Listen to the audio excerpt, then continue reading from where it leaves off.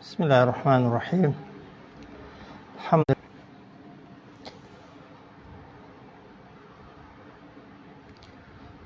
بسم الله الرحمن الرحيم. الحمد لله والصلاة والسلام على رسول الله محمد وآله وصحبه ومن اهتدى بهداه. رب اشرح لي صدري ويسر لي أمري واحلل عقدة من لساني يفقه قولي. تفسير سورة الأعراف قيشتنا آياتي بنجا وهاشت كلآياتي بنجا وحودا خوي قورا وكو نشاني دا صلاتي خوي باسی باکانی کرد کە خوای گەورە فەرمووی ئێمە باکان دەنێرین و هەمیشە بایەکان بایەنەرمەکان نیشانەی هاتنی ڕەحمەتی خوای پەروەردیگارن کە دیارە سەرچاوەی هەموو ڕەحمەتەکانی دنیا ڕەحمەتەکانی سەرزەوی بریتیە لە باران کە باران بەهۆی تەوەن بایەکانەوە لە هەورەکاندا دروست دەبێت و هەورەکانیش خوای گەورە دەیانبات بۆ ئەو شوێنەی کە خۆی مەبەستێتی بە قەدەر و بە ئەندازەیەکی دیاریکراو. کاتێک کە با تەوەن دەدا لە زەوی، ئەگەر زەویەکە زەویەکی باش بێ، زەویەکە زەویەکی چاک بێت، هەموو جۆرە بەروبووم و میوەجاتێک کە ژیانی ئینسانی پێوە بەندە لە دنیادا لەو زەویە دێتە دەرێ و مرۆڤ ئیسفادەی لێ دەکا. جا خوای گەورە فەرمووی چۆن زەوی مردوو تەمەن بە ئاو زیندوو دەبێتەوە و چۆن ڕووەکەکان دوای مردن، دوای بوونەوە بەخۆڵ جارێکی دیکە لە زەوی دەیانهێنینەوە دەرەوە، بە هەمان شێوە ئینسانەکانیش ئێوەی مرۆڤیش کاتێک دەمرن و دەچنە ناو زەوی، خوای گەورە بەو شێوازە و بەو جۆرە زیندوتان دەکاتەوە. ئەو جار خوای گەورە دێت دوو نمونە، دوو بەراوردمان بۆ دەکات، بەراوردی ئینسانی ئیماندار لەگەڵ بەراوردی ئینسانی کافر.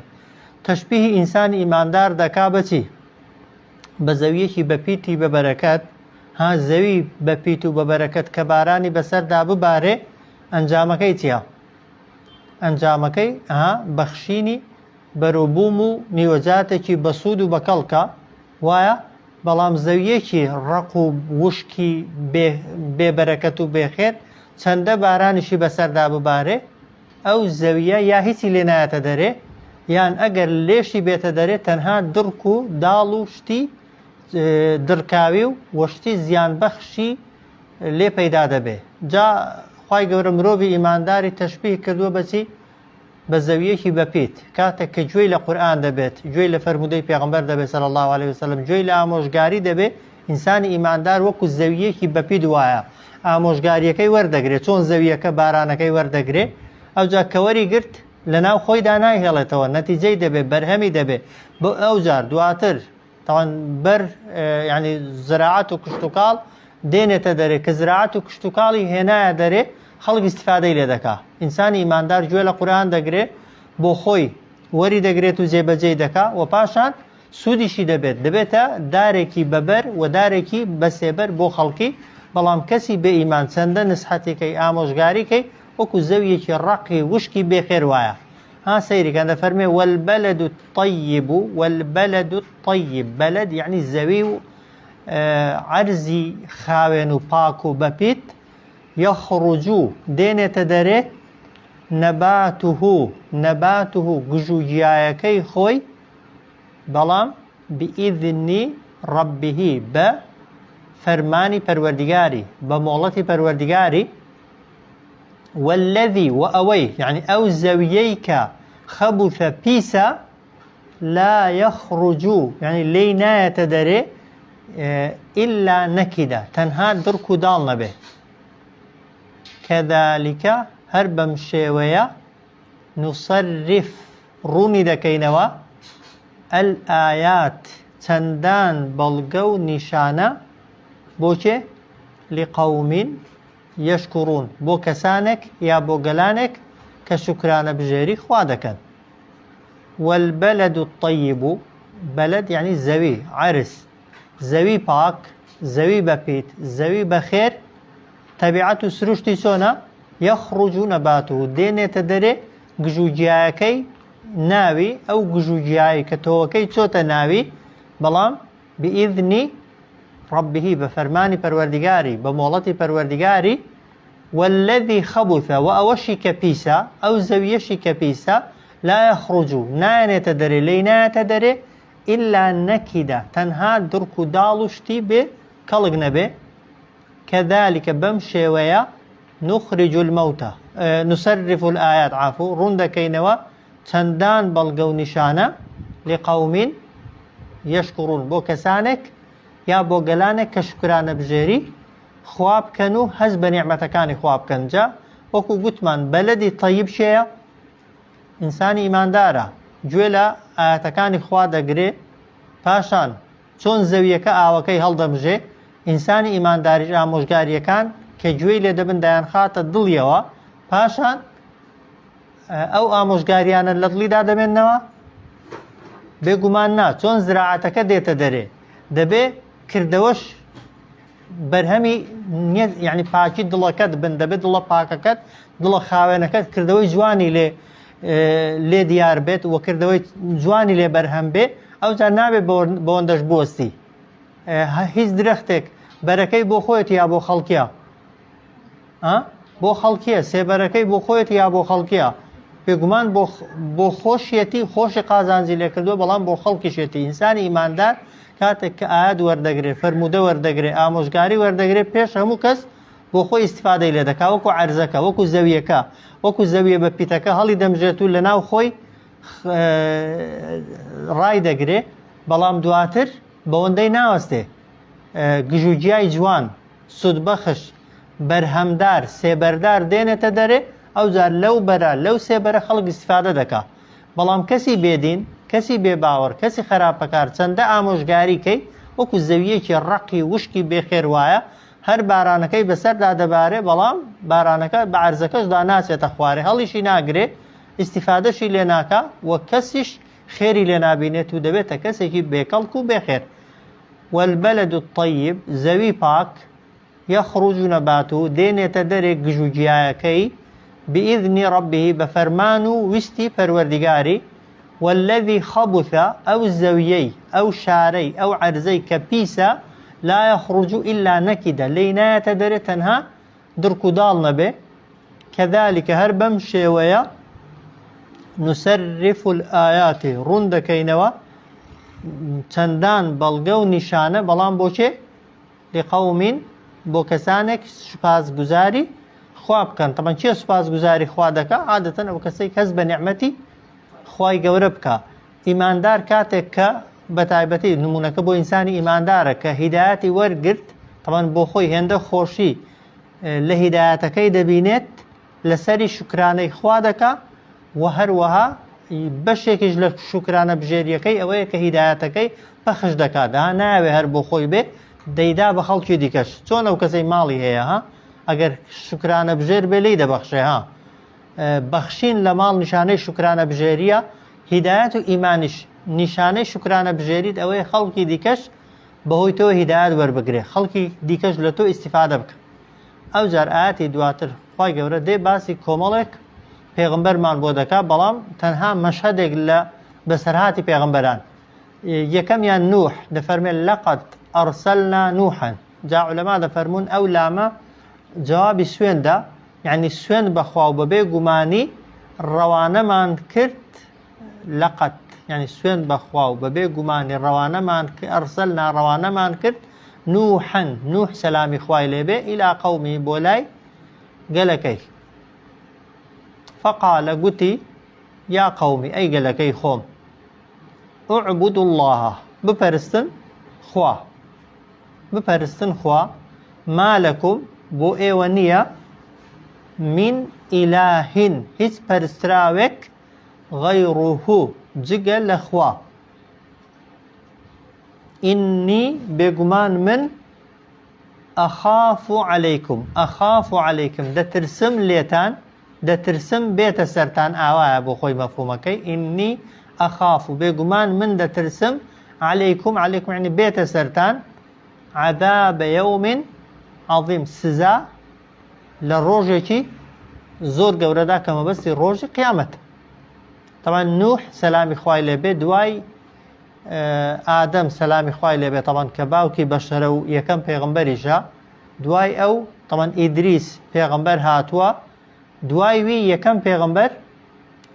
نوح بووە سەلامی خوای لێبێ، و زۆرترین طبعاً ماوەش لە پێغەمبەرایەتیدا ماوەی پێغەمبەرایەتی نوحە سەلامی خوای لەسەر بێت کە 950 ساڵ داوای کردووە، و لە هەموو پێغەمبەرانی زیاتر تووشی مشەقەت و ناڕەحەتی و ناخۆشی بووە. بۆی خوای گەورە باسی نوح پێغەمبەر بۆ پێغەمبەری ئێمە دەکات، بۆ ئێمە دەکات، بۆ ئەوەی بێتاقەت نەبی وەڕەز نەبی. نوح سەلامی خوای لەسەر بێ نەک ڕۆژێک نەک ساڵێک 950 ساڵ بەس داوای کردووە، بەس بانگی خەڵکی کردووە، کەمێکی زۆر کەمیش نەبێ ئیمانیان پێ نەهێناوە، بەڵکو بەردەوام ناڕەحەتیان کردووە لە بەرامبەردا وەستاونەتەوە دژایەتیان کردووە، بەڵام ئەو چی کردووە؟ هەر سەبری گرتووە، هەر ئارامی گرتووە. لەقەد ئەرسەلنا سوێن بەخوا بەبێ گومانی ئەرسەلنا ڕەوانەمان کرد نوحەن نوح سەلامی خوای لێبێ ئیلا قەومیهی بۆ لای گەلەکەی فەقالە گوتی یا قەومی ئەی گەلەکەی خۆم اعبدوا الله بپەرستن خوا، بپەرستن خوا یعنی بپەرستن خوا بەتەنها، ما لەکم بۆ ئێوە نییە من ئیلاهین هیچ پەرستراوێک کە شایانی پەرستن و بەندایەتی بۆکردن بێ غەیڕوهو جگە لە خوا. ئینی بێگومان من ئەخاف عەلەیکم دەترسم بێتە سەرتان ئەگەر ئیمان نەهێنن، ئەگەر خوا نەپەرستن، ئەگەر بە قسێ من نەکەن، لە چی دەترسم؟ عەذابە یەومین عەظیم، خوای گەورە سزاتاندا لە ڕۆژێکی زۆر گەورە کە ڕۆژی قیامەتە. ئەو جار قالە گوتی یا گوتیان ئەلمەلەء ئەوانەی پیاوە ماقۆڵ و دمڕاز بوون، قالە ئەلمەلەء گوتیان دمڕاستەکان من قەومه لە ناو گەلەکەیدا گوتیان چی؟ ئیننا بێگومان ئێمە لەنەڕاکە وا تۆ دەبینین، وا لە تۆ حاڵی بووین کە فی ضەلالین مبین کە تۆ لە گومڕاییەکی ڕوون و ئاشکرادای. قالە گوتیان ئەلمەلەء ئەوانەی دمڕاست و خۆ بە گەورەزان و پیاوە ماقوڵ بوون من قەومه لە ناو گەلەکەی نوح پێغەمبەردا سەلامی خوای لێبێ ئیننا بێگومان ئێمە لەنەڕاکە وا تۆ دەبینین، وا تۆمان دێتە پێش چاو، وا لە تۆ حاڵی دەبین کە فی ضەلالی مبین تۆ لە گومڕاییەکی ڕوون و ئاشکرادای. ئەوان بتیان دەپەرست، نوحی سەلامی خوای لێبێ بانگەشەی یەکخوایی دەکرد، کەچی ئەوان بە نوحی دەڵێن ئەتۆ گومڕای. نوح سەلامی خوای لەسەر بێت تەمەن لە ئەو پەڕی ژیری و تەمەن عاقلی و داناییدا بوو، وەلەو ئەو پەڕی ئەخلاق بەرزی و ڕەوز بەرزیدا بوو، ئەوەی بانگەشەی دەکرد تەنها ڕازگۆیی داوێن پاکی ئەمانەت یەکخوا پەرستی و یەکخوا نازی بوو، کەچی ئەوان بەوی دەڵێن تۆ گومڕای، ئەتۆ سەر لێ شێواوی لەبەرەوەی باسی قیامەتی دەکەی. تەمەن ناژڵێ خەڵکەکە دڵ دمڕاستەکان تەمەن خەڵکە ئاساییەکەش هەر ئیمانیان بە نوح پێغەمبەر هەر نەهێناوە، بەڵام چێ پێشیان کەوتووە؟ پیاوە ماقوڵ و خۆ بە گەورەزانەکان. خۆ بە گەورەزانەکانیش بۆ بە دوای نەکەوتون؟ لەبەر مەسلحەتی دنیای، چونکە ئەگەر بە دوای نوح کەوتبانە دەبووە هەمویان بووبانە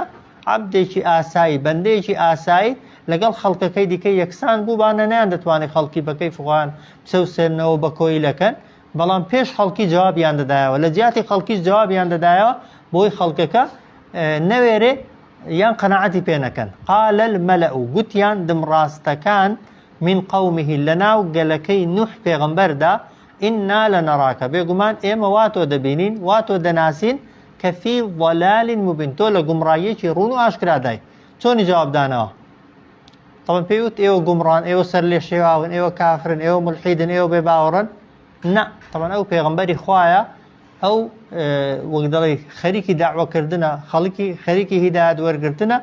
نابێ طبعا لەگەڵ کەسی نەزان و نەفام، کەسێک کە بۆ دنیا دەژێت و دنیا پەرستە، ئەوەکەی قسەکەی وەکو قسەی ئەوان بێ، موقیفی وەکو موقیفی ئەوان بێ. قال یا قەومی دەڵێ ئەی گەلەکەم، ناژڵێ یا قەومی ئەی گەلەکەی خۆم لەیسە بی ضەلالە، تەنها وەڵامیان داداتەوە لەیسە بی ضەلال، یعنی تووشی من نەبووە هیچ سەر لە شێواویەک، هیچ گومڕاییەک. لەیسە بی ضەلالەتون، تووشی من نەبووە هیچ گومڕاییەک، وایە وەلاکیننی بەڵکو من ڕەسوولون نێردراوێکم من رب العالمین لەلایەن پەروەردگاری جیهانیانەوە هاتوو. وازحە؟ قال يا قومي قلتي أي قلكم ليس بي ضلالة ليس بي يعني توشي من نبوة ضلالة يعني ها قمراي سر شواوي من قمرانيم سر شواونيم توشي سر شواوي جنبوهم ولكني بلكو من رسول نردراوكم من رب العالمين للاين پروردگاري جهانيان ونردراو واضحة طبعا اوش وين كوتي پیغمبران به دبي همان حلوستي هبه ها همان موقفي هبه ساگر کسك جنيوكي پیداي دبي چي بكي دبي همان جنيوكي دوباره كيوا ها خوي گورا كباسي بندكاني خوادا كادا فرمد وعباد الرحمن الذين يمشون على الأرض هونا وإذا خاطبهم الجاهلون قالوا مثلا كابراك بي قلتي دروزن أصل أبا بليتي بس عندي بلي دروزني ويا بيان قلتي شيتي جوابك هيرو بلي شدني ما ها بيد دلن قمراي أصل أبا بس بلي قمراني بلا من موادكين براستي ها بيان قلتي دروزن ها تلانيت بلي أتو زور طبعا هو براسي طبعا هلوستي پیغمبر های سادگی پیغمبران دیکش هو نوح سلامی خواهی به پیدالن گمراهی دل ای قومکم نخیر گمرانیم ها گمرانیم بلکو لجیاتی گمرابون پیغمبری خوام ها هارون الرشیدش کات هوی ده فرمون صوت حجه هارون الرشید طبعا خلیفه بو زور ده صلاة دار بو حمایه وشتی بدوره بو بناو حرم دارویش تواها پی لاقی کسی داوە کە خەوتووە کەسەکە ترساوە بە خەبەر هاتووە پێوتۆ کوێری حیمایەکانێک خەریک بووە بەبێ سێوە دوو لێدەن تتراوەسن پرسیاری کردو پێی گوتووە کوێری ئەمنی ژەڵم نا کوێر نیمە خۆ ها ئەسڵ ئەوەیە خۆ کابرا بتی کوێری بڵێ کوێر نیمە خۆ نەدیتم بڵێ نەمدیتی خۆ بنمونەها کە غەڵەتێکی دەکەی پێی گوتی درۆزنی بڵێ درۆم نەکردووە بوختانت کرد بڵێ نەم کردووە تەنها وەڵامەکەی ئەوەیە لەیسە بی ضەلالەتون یا قەومیش ناڵێ ئەی کافرینە ئەی منافقینە قالە یا قەومی ئەی گەلەکەم لەیسە بی ضەلالەتون تووشی من نەبووە هیچ گومڕایی و سەر لێ شێواویەک وەلاکننی بەڵکو من ڕەسوولون نێردراوێکم من رب العالمین لەلایەن پەروەردگاری جیهانیانەوە ئیشی من چییە نوح سەلامی خوای لەبێ دەفەرمی ئوبەلیغوکم پێتان ڕادەگەێنم ڕیسالاتی ڕەبی پەیامەکانی پەروەردگارم ئوبەلیغوکم پێتان دەگەێنم ڕیسالاتی ڕەبی پەیامەکانی پەروەردگارم ئەوجار وەئەنسەحو لەکم من ئامۆژگاریکەری ئێوەم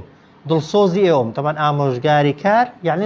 دڵسۆزتانم ئامۆژگاریتان دەکەم ئەوجار وأعلم من الله أعلم من الله أعلم دزانم شتيك للايان خوا وأعلم من الله ما يعني شتيك دزانم للايان خوا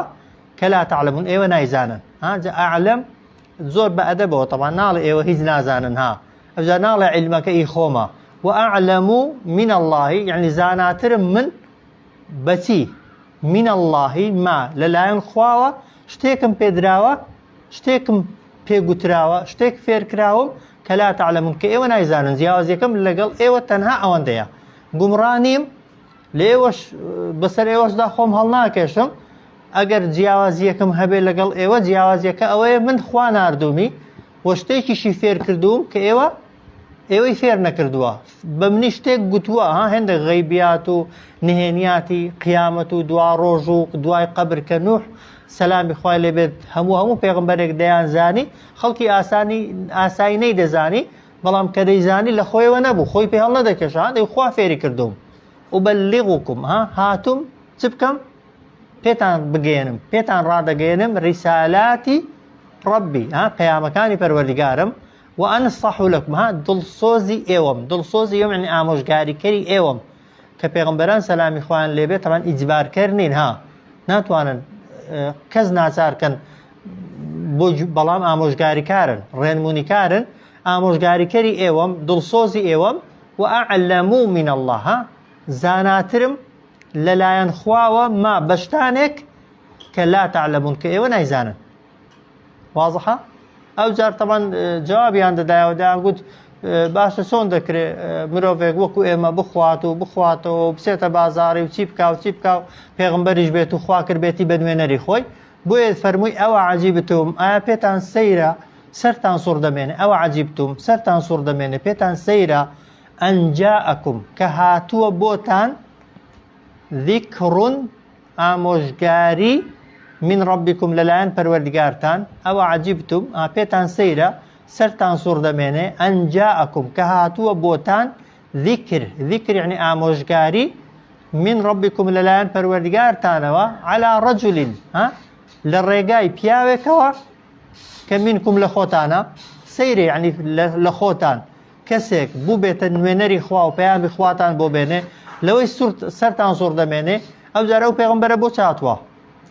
لينذركم تا ايوا اگادار كاتوا تا ايوا بترسينه او زار ولي تتقوا تا ايوا خوپارز بن امر خوا جيبجكن لقد كراو كان خوا دور كونوا ولعلكم ترحمون وبأميدي اوش ايوا شتێککەن کە خوای گەورە بەهۆیەوە بەزەی پێتان دابێتەوە خوای گەورە ڕەحمتان پێ بکاتەوە لە بەرامبەریدا میهرەبانی خۆی بڕژە بە سەرتاندا ئەوە عەجیبتم سەرتان سوڕماوە پێتان سەیرە ئەن جاءەکم کە هاتووە بۆتان ذیکڕون من ڕەبیکم ئامۆژگاری کە مەبەستی پەیامە ئەو کتێبەیە ئەو پەرتووکەیە و ئەو ئەمر و نەهیانەنە کە پێغەمبەران هێناویانە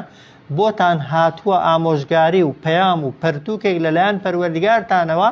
على رجل يعني بەسەر پیاوێکدا لە ڕێگای پیاوێکەوە کە لە خۆتانە سەیرە یعنی کەسێک لە خۆتان بوو بێتە پێغەمبەر و خوا پەیامی پێدا ناردوێ ئەو جارە ئەو پێغەمبەرەش نەهاتوە خۆی بکاتە ئاغا و کوێخا و گەورەتان هاتووە لیونذیڕەکم ئێوە ئاگادار کاتەوە ئێوە بترسێنێت لە عەذاب و سزا و جەهەنەم و ناڕەحەتیەکان ولتتقوا بۆ ئەوەی ئێوە ببنە کەسانێکی خۆپارێز گوێڕایەڵ ملکەت ولعلكم وبأميدي أوش وبو أوش إيوة ترحمون للاين خواوة رحمتان بي بكريتو خوا بزي بيتان دا بيتوا توا بلام تيان كرت لقل أوها مقصنر مانا دا فكذبوه بدر يعني خلقك نوح پیغمبریان بدروزانی فكذبوه واوكبو خلقك يعني خلقك قومك نوحيان بدروزاني دوای ئەوەی کە بەدرۆیان زانی چمان کرد فأنجيناه ئێمە نوحمان ڕزگار کرد والذين معه ئەوانەشمان ڕزگار کردن کە لەگەڵی دابوون في الفلك لەناو کەشتیەکە ئەو زار وأغرقنا خنکاندیشمانن الذين ئەوانەی كذبوا بآياتنا بەدرۆیان زانی بەڵگە و نیشانەکانی ئێمە إنهم بيقمان أوان كانوا يعني لدنيا دا قوما قليك بون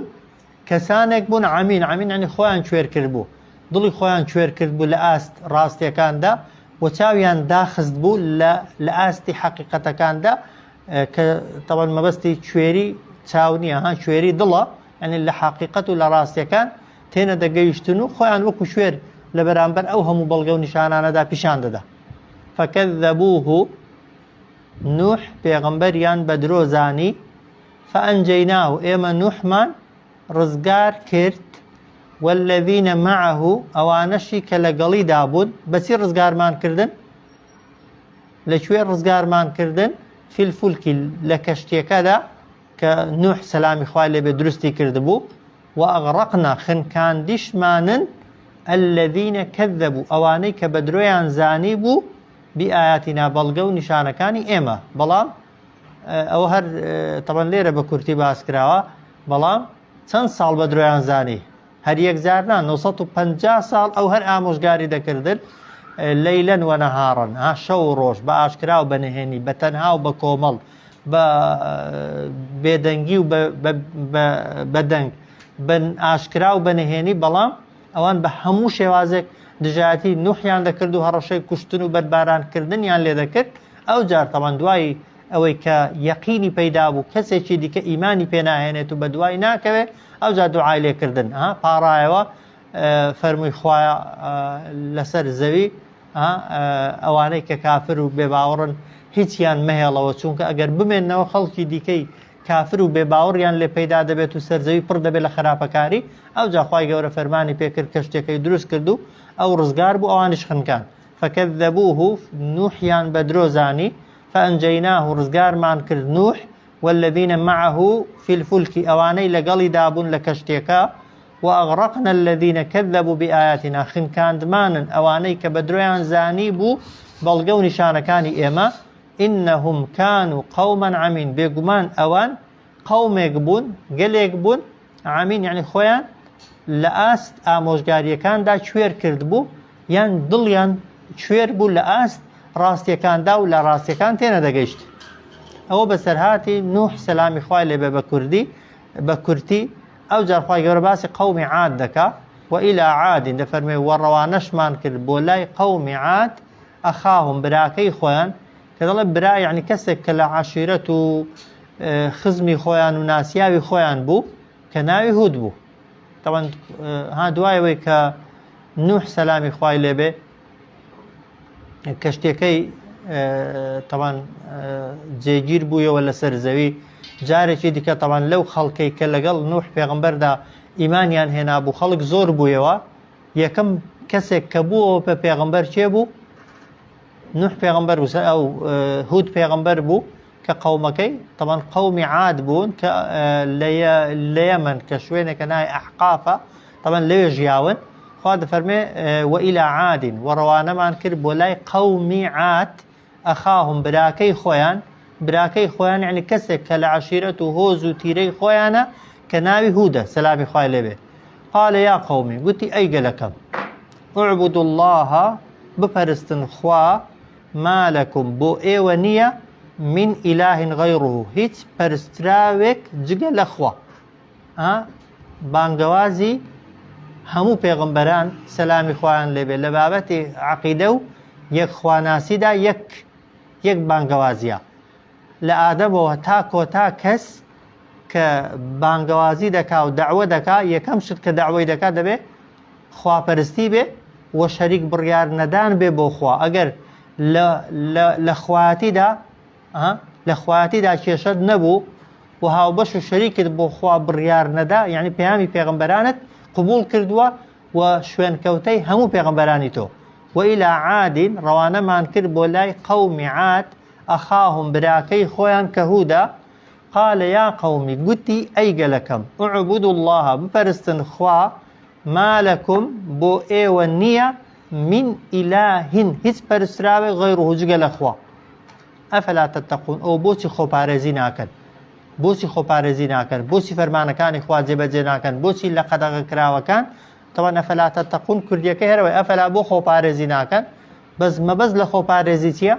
يعني بو فرمانكان جبجي ناكن لقد كراوكان دور ناكونوا روانەمان کرد بۆ لای قەومی عاد براکەی خۆیان کەسێک لە عەشیرەت و هۆز و ناسراوەکانی خۆیان کە ناوی هود بوو گوتی ئەی گەلەکەی خۆم بپەرستن خوا بەتەنها بۆ ئێوە نییە هیچ پەرستراوێکی بەحەق شایانی بەندایەتیکردن و پەرستن بێ جگە لە ئەڵڵا و لە خوا ئەفەلا تەتەقون بۆچی خۆپارێزی ناکەن قال المەلە دیسان گوتیان چه الملأ اواني كبياو معقول خو بغورزان بون بلام الذين كفروا من قومه اواني كباور بون لناو قالكيدا كلبي مرزني همو دمراستكان همو بياو معقول كان كافر بون الهندق لبياو معقول كان وبشكيان شوين كوتي هود پیغمبر بون ولا قال هود پیغمبر دا بون بو ليره جاي كردونته بلام نوح سلامي خوای لێبێ هیچ کامێک لە پیاوە معقوڵ و خۆ بە گەورەزانەکان بەدوای نەکەوتووە لەوەی سەرێ گوتی قال الملأ من قومه وایە بەڵام لێرە دەفەرمێ قال الملأ الذين كفروا من قومه گوتیان ئەوانەی پیاوە معقوڵ و دمڕاست بوون لەوانەی کە بێ باوەڕ بوون لە گەلەکەی هود سەلامی خوای لێبێ گوتیان ئینا لەنەڕاکە فی سەفاهە ئێمە وا تۆ دەبینین کە تۆ کەم عەقڵی سەفیه کێیە ئەو کەسەی شێت نییە بەڵام عەقڵی تەواویش نییە سەفیه یعنی لە کوردەواریدا پێی دەڵێن جێل نەشێتە نە کەسێکی عەقڵ کامڵ و عەقڵ تەواویشە گوتیان ئێمە وا تۆ دەناسین وا تۆمان دێتە پێش چاو وا لە تۆ حاڵی دەبین کە باسی قیامەت و قەبر و یەکخواپەرستی دەکەی تۆ تووشی کەم عەقڵی و توشي نفامي ونزانين بوبي أوزر وإنا لنظنك وإما واقو ما نشد في دبين من الكاذبين تۆ درۆ بکەی تۆ لە درۆزنان بی لەو قسانەی دەیڵێ ڕاست نەکەی نە پێغەمبەر بی نە ئەو قسانەی دەیکەی حەقیقەت بن و ڕاستەقی نەبن بەڵام چ جوابێکی دانەوە دیسان نەویش نەهات بڵێ ئێوە نەفامن ئێوە نەزانن ئێوە درۆزنن ئەمن درۆزن نیم ئەمن ڕا زۆر بە نەرمی زۆر بە حەلیمی تەنها جوابی دانەوە قال الملأ الذين كفروا من قومه گوتیان ئەوانەی دمڕاست و پیاوە معقوڵ بوون لەوانەی کە بێ باوەڕ بوون من قومه لەگەلەکەی ئینا لەنەڕاکە ئێمە وا تۆ دەبینین یا وا تۆ دەناسین یا وا لە تۆ حاڵی بووین کە فی سەفاهە تۆ کەوتوویەتە ناو نەفامی و نەزانین و کەم عاقلی و جێلی و بیرنەکردنەوەی زۆر وئینا لەنەظنکە و بەبێ گومانی ئێوە وا گومان بە تۆ دەبین وا حاڵین لە تۆ من الکاذبین کە تۆ لە درۆزنانی بەڵام چۆنی جوابدانەوە ئەویش پێغەمبەرە تەڵان شوێنکەوتەی نوحە ونەوەی ئەوە حتمما دەبێ وەڵامەکەی وەکو وەڵامیوی بێ قالە یا قەومی گوتی ئەی گەلەکەی خۆم لەیسە بی سەفاهەتون تووشی من نەبووە هیچ کەم عاقلی و جێلی و نەزانین یەک لەیسە بی سەفاهەتون لەیسە بی تووشی من نەبووە بەسەر مندا نەهاتوە هیچ سەفاهەتێک سەفاهەت یعنی کەم عاقلی و جێلی و نەزانیەک وەگە ئێوە دەڵێن وەلاکنی بەڵکو من ڕەسوولون نێردراوێکم من رب العالمین لەلایەن پەروەردیگاری جیهانیانەوە هاتوو بۆچی هاتووم ئاەتەکانی دواتر باسی دەکەن قالە یا قەومی گوتی ئەی گەلەکەم لەیسە بی سەفاهەتون تووشی من نەبووە هیچ کەم عاقلی و نەزانینێک نەفامیەک وەلاکنی بەڵکو من ڕەسوولون نێردراوێکم من رب العالمین لەلایەن پەروەردیگاری جیهانیانەوە نێردراوە صلى الله على سيدنا محمد وعلى آله وصحبه أجمعين